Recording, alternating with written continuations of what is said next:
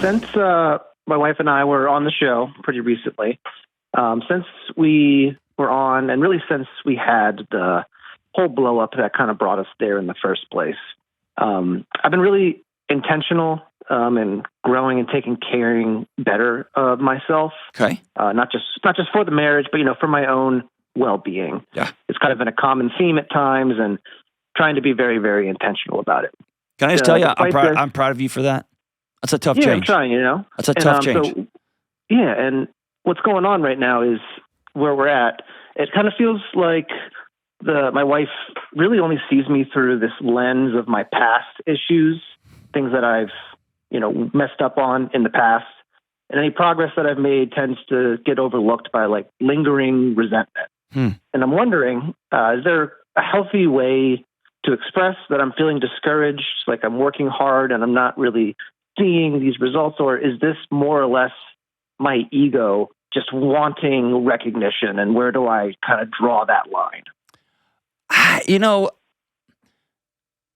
It's funny you asked this question now, dude. So I was just working on a marriage retreat yesterday, and working through, it's a whole weekend thing that we work through.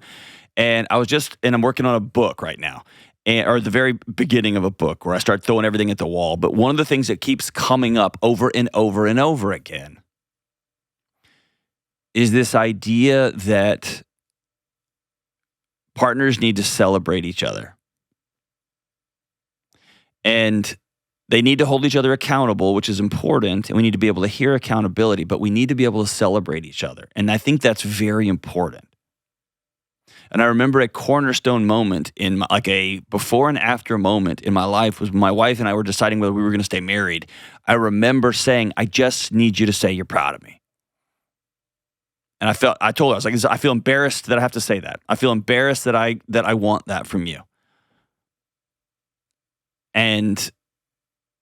But it was an important thing to put on the table. So no, I don't think you're crazy.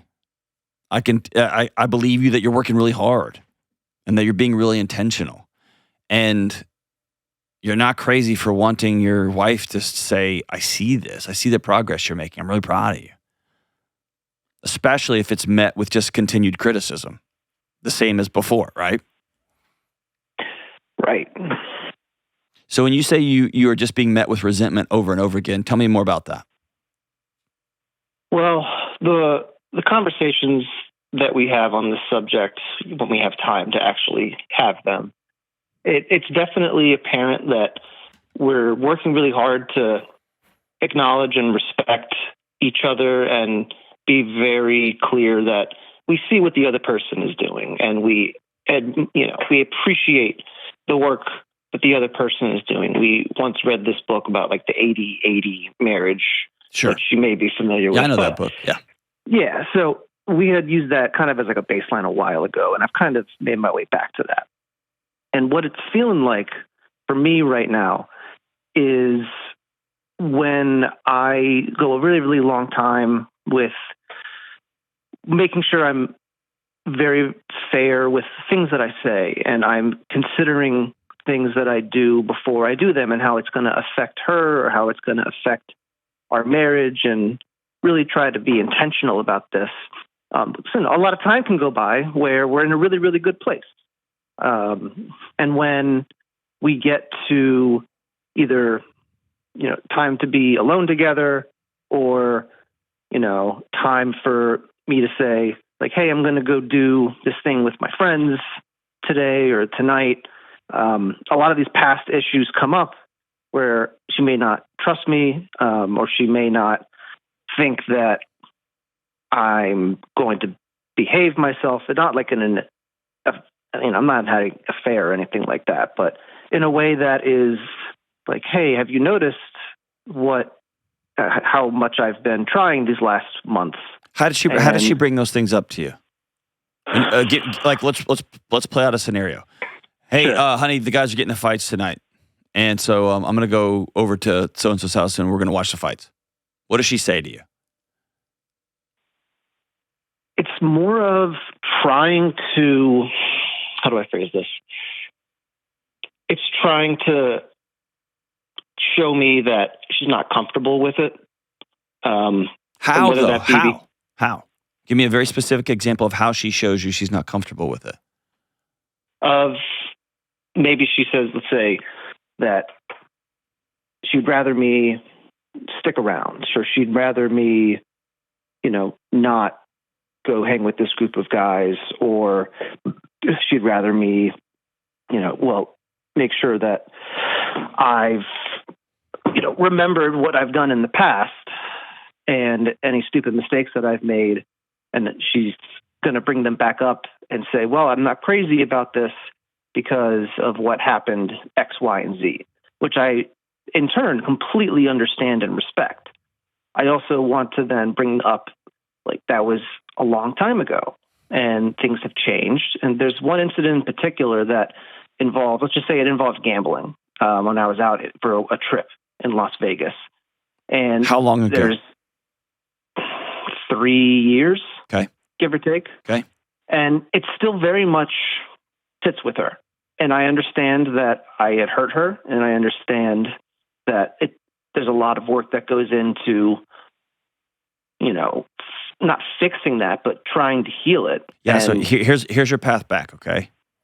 The first thing is, you mentioned early on in this call, when we ever have time, which we usually don't, to have these kind of conversations. That's big red flag for me, number one. Because what you're both trying to do is reset your default setting. Because if you say, hey, I want to go out tonight with the boys, and she's thinking, I want to make like wild, crazy love to my husband tonight, anything she says to you, you're going to hear it as, oh my gosh, here we go again. And the other flip side of that is, hey, I want to go out with the guys. She hears that as, oh, here we go again, right? So what we want to do here is reset our default setting. And that just takes time. But the way to hack that time is to ask for very clear path. And here's what I mean. Honey, since we had that phone call with Delony back in May, and since I've been trying to be really intentional, the gambling thing that happened back in Vegas, and by the way, you are going to put this directly on the table. It has come up several times. I'm interested in a path back to you to where I can go spend time with my friends, and it doesn't always bring that back up. Yeah. And what must I do I want to be earn your trust? Spending that time. I want to be spending that time with her too, and have her clearly forgiving me. I know, but the forgiveness is a series of actions. It's not just a light switch. Sure. Yeah. And so you ask for a path. What's the path? You want me to not take my phone so I can't gamble online? Cool. Do you want me to, like, what does that look like? And if she says, well, I just don't know. I want you to be clear. I would really love a path because I know that I will never do that again ever. But I want you to be able to have your shoulders down and exhale when you're at home. And in many cases, that's a choice that she has to make. You get what I'm saying? It's a choice for you to never gamble again. It's a choice for you to not violate her trust in Vegas or fill in the blank. It's a choice for you to not text your coworker back. It's I'm speaking to you as the universal you now to any of our listeners. It's a choice to not drink anymore, not look at pornography again. But also, if your partner says, I want you back and I want to make this thing work, they have to make choices to reestablish trust in you also, which means they have to feel their discomfort when you go with the guys and watch the fights, and they have to exhale, and they have to give you, I want you to check in with me every hour. Okay. I want you to leave your phone at home so you won't gamble online. Okay. I want you to look me in the eye and promise I will not gamble as I walk out the door. I won't drink, or I won't look at pornography, whatever the thing is.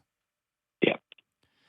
And then I think what would be fantastic to do is to set up this can't be when it just happens, because you're being really intentional about your health. You're being intentional about your emotional well-being, your physical well-being. You have to be intentional about time together.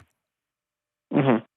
And so the only way I know how to do that for busy couples is to put on a calendar and say Sunday nights, Sunday mornings, Saturday afternoons, Saturday mornings. And by the way, In some seasons in my marriage, it's been Saturday morning. Some it's been Sunday night. Some it's been Wednesday. Like it shifts and alters depending on kids and life and work and all that kind of stuff.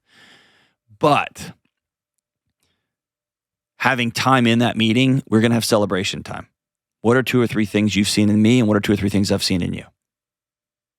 We're going to have accountability time. What are 2 or 3 things that you're still struggling with, that I'm still struggling with? Let's talk about them. And it's going to be uncomfortable. We might get in a fight. Okay, fine. We're going to put it on the table. But now we're at the clarity point. You get what I'm saying? I do. Yeah. And it might be this might be a cheesy thing, but literally go over to Walgreens and get glasses. Get silly ones so this whole thing feels a little bit lighter than it needs to be. But get ones that are like 0.5 or 0.05 or that are clear glasses that have no like magnification to them.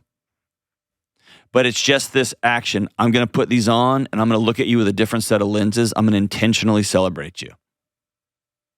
But what that is just a conscious practice that when I'm looking at every single thing my partner's doing all of the time, and I'm looking for ways they might be doing things that they did wrong in the past, it's a very critical set of glasses that somebody's wearing.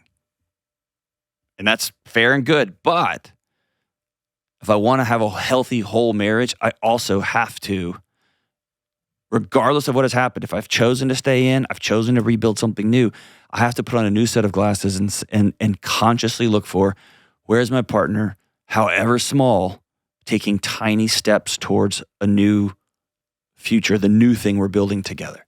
And I got to be intentional about looking for it, because your default setting might be everything's negative, everything's negative, everything's negative. And what we want to do is slowly over time shift to, my gosh, look how amazing. And that means she's going to have to be willing to get hurt again that you went and violated trust. And spoiler alert, you will hurt her again one day, multiple times, and vice versa. The goal will be, do we have paths back? Do we know how to repair after we hurt each other? Because that's just part of it, intentionally, unintentionally, etc. But I want you to sit down and say, okay, we have to start being intentional about our time together, intentional about celebration, intentional about when I go out to the guys, this keeps coming up. I would like a path back on this particular issue so that we can begin to change your default setting. And if your partner says, I'll never forgive you, I'll never forget what you did to me, y'all have to have a deeper conversation, because your partner, regardless of what they are saying, has no interest in rebuilding something new. They just are interested in keeping you chained to that old thing that you did out in the front yard so that they can never get hurt again. And unfortunately, you can't rebuild, you can't repair, you can't build something new when that's the way it is. Hope that helps, my brother. I think there has to be a place where you can express discouragement, where you can say out loud, okay, here's what I've been feeling the last week. How about you? Here's what I've been doing the last week. How about you? And are we slowly but surely working towards a new future? And by the way, you've been working hard for a month or two. This process takes time, and there's usually one big important meeting, and it feels so good and so big. There's actually a whole bunch of conversations that happen week by week, sometimes day by day over time.